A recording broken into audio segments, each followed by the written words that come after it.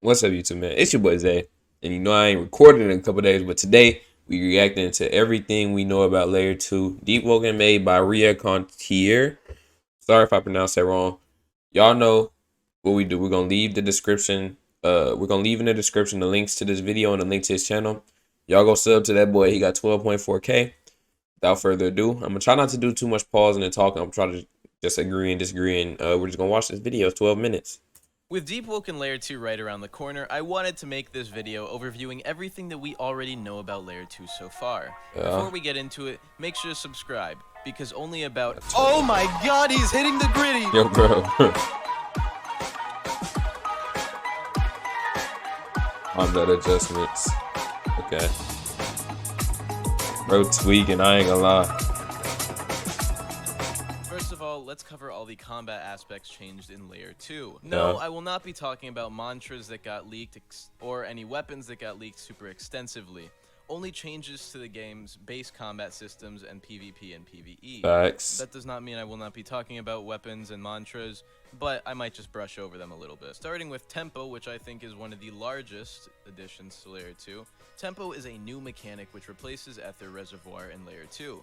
Instead of having Ether Reservoir, which drains over time, and when it drains, you gain Ether slower, now with the new Tempo mechanic, you will start fights with about 60% Tempo, which is significant Ether gain. However, as the fight goes on, landing hits on your opponent and getting hit will increase your Tempo, and your Tempo will slowly decrease. Nah, that's W though. Play unless you hit your opponent. Gaining Tempo. Okay, so you gotta hit compensation so that you can because if fight. You're getting hit, you're probably playing too aggressive, so this could help balance out a fight in which you're not playing super well. Tempo is great because it promotes less running and mantra spam playstyles. Regardless, willpower. They're most likely going to make it so willpower, instead of increasing Ether Reservoir, increases the rate at which your Tempo increases. Or okay, that makes sense. Or increases the percentage you start off with Tempo in a fight, which could actually make willpower not my least favorite stat anymore. I'm still not going to put it in any of my builds, but at least it won't be charisma. Parrying now has a 1.5 second cooldown in the case that you miss a parry, opposed to the original 0.2 to 0.4 second cooldown.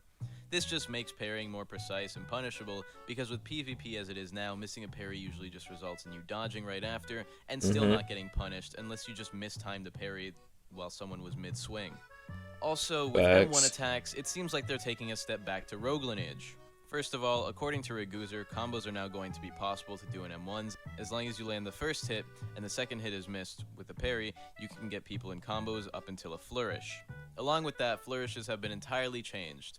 They no longer stun lock you on the third hit, and now cause you to get kicked away on the last hit without being animated. Okay, I'm liking this so far though. This was a good addition because it stops people from locking you. I'm liking all these combat changes so far. Y'all let me know what y'all think about Tempo in the comments. Into combos or throwing you into walls super easily. And also, your third hit always does knockback, similarly to Rogue Lineage, where the final hit in your combo, regardless of whether you landed the subsequent hits, did knockback. They're doing the exact same thing, but in DeepWoken now. This will most likely result in the finish. Rogue elements coming back. Something entirely different. You able to see it. However, I couldn't see what they would do with it, because it doesn't really make sense to make it just you do the kick and a hit less. So yeah. I don't know. Venting has been brought back and entirely venting. reworked. Bro, I remember I was playing the fake Woken before DeepWoken actually came out, and you could like vent in it. I remember that was like one of the features that I wanted to be in the game, and they unfortunately removed it. But let me stop this little ramble. Under the circumstances that you have maximum tempo, you can now use venting. You can use venting by pressing Z. Venting has been made as a way to break out of combos in exchange for that's your what we need. We need those. Tempo. You lose all of your tempo and knock back any players nearby. In this clip shown, the knockback is much higher than is to be expected in Layer 2, because either Archmage or Xavier said that they would be toning it down, as it's definitely enough to potentially kill someone at certain heights or knock people into voids. However, despite being mostly unreactable, if you predict someone is going to vent and you parry it, they're stunned, allowing you to get damage off of it for free, and they lose their tempo, punishing them heavily. So you want to make sure that if you're going to vent, you don't do it super predictably. Any combo. The only trade-off to this ability is if the opponent blocks it or parries it, it should be unreactable, but if they block it or parry it, you will be left in like a state where you are vulnerable. So the air dodge has been added to help players engage each other at medium Yep. distance and improving platform ability. On the trailer, we added these, which are air dodges. So originally in old Deep, you know, if you dodged in the air, you would just kind of you love to see it. And it was just kind of like a worse roll. Also, all forms of aerial slashes I ain't gonna lie, movement is like my favorite part of DeepWoken. Can't cap. To how integral it is in most PvP scenarios. It, however, will not be given to you on spawn. It will just be obtained in a way unlike talents, which you can gain from quests. They also mentioned engage and thresher scales would be gotten through quests, as they are seen as required talents in the game's current state and meta. The uppercut is probably the largest change to base PvP. If you press your crouch button and click M1 at the same time, you will uppercut. You can also slide into uppercuts. The uppercut allows you to bring someone into the air and Guilty Gear ABA aerial combo them for a hit. Hey, up tilts is crazy. They're adding up tilts. I like it. It can also be used to severely punish an opponent who tries to aerial slash at the beginning of a fight, as it can be used to counter the aerial slash move. The uppercut was made to punish the aerial slash, and it always has armor against one. Do aerial against me. If you use an aerial against an uppercut, it will always lose. The uppercut is designed as a way to snipe people out of the air if they're doing that. You can also use an uppercut out of slide. Flourishes in an uppercut kick down at a downwards arc opposed to the normal straight arc. If someone is parried in an uppercut, both people are brought down and the person who uppercuts is not very punished. If you attempt to uppercut someone and they parry it, the person who parried the uppercut gets a single hit for free, which could allow them to get you into a combo. If he parries my uppercut, he will be able to hit me for free. Okay. Yep, and I can't defend myself until he does that. As a whole, I think most of the PvP changes are pretty good because, yeah, me too. You know, I agree. Right now at high levels, it's really just parry trades for an hour and people are spamming M1s and nobody really faints. So this could bring the game back into, you know, people actually pressing M2 sometimes. First of all, there are new weapon types. In the Layer 2 Q&A, Agamatsu had a musket, which is... Musket is crazy. There are also... Are you gonna be able to stab people with it, bro? Added. Probably just, I don't know, new gun type. They're probably not that different from the revolvers. There is also finally an ice legendary weapon being added with Layer 2. This is the Great Axe, known as Gran Sudaruska. It is I'm a getting Great that. Axe elemental weapon for Frost Straw. So, you know, I'm getting that. I ain't gonna cap. I can't lie. Used a lot now, and it's not going to be fun.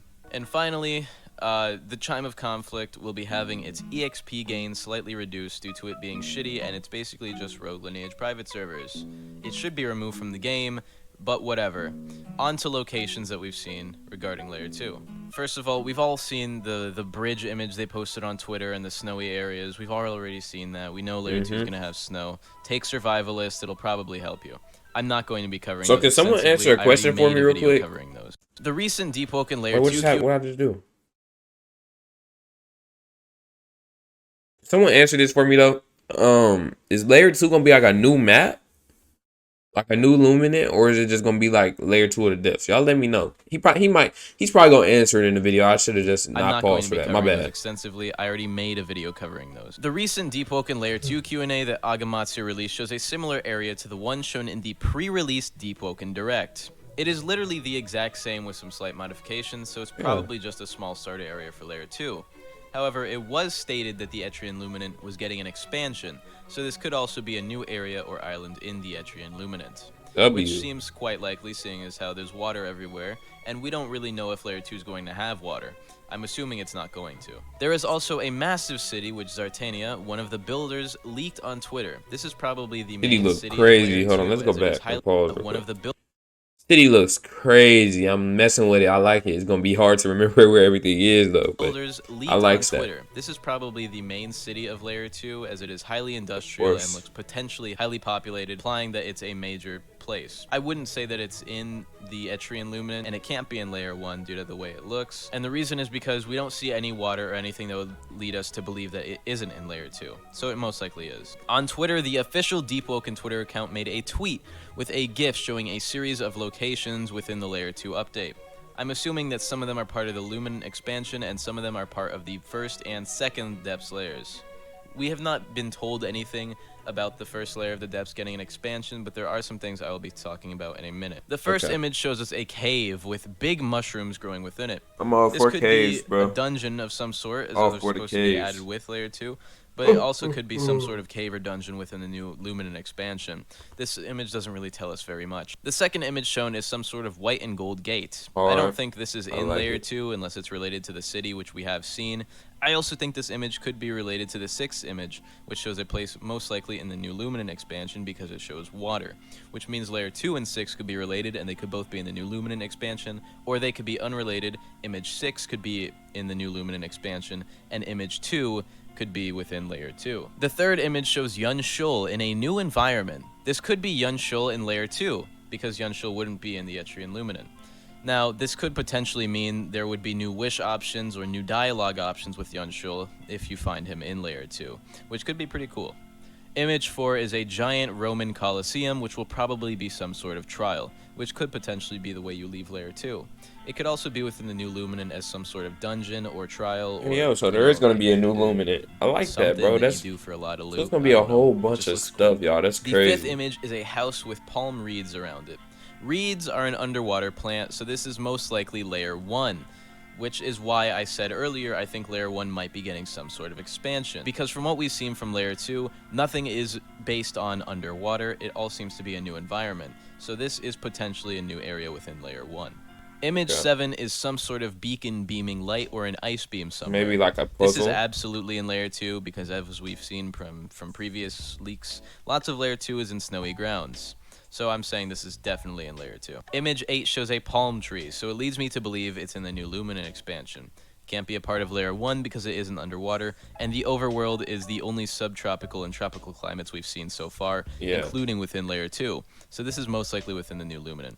The ninth image is really confusing. It's either the new Luminant expansion because it shows some weird hive stuff, or it's layer 2 and it's just the hive people who did some ancient work before that fell.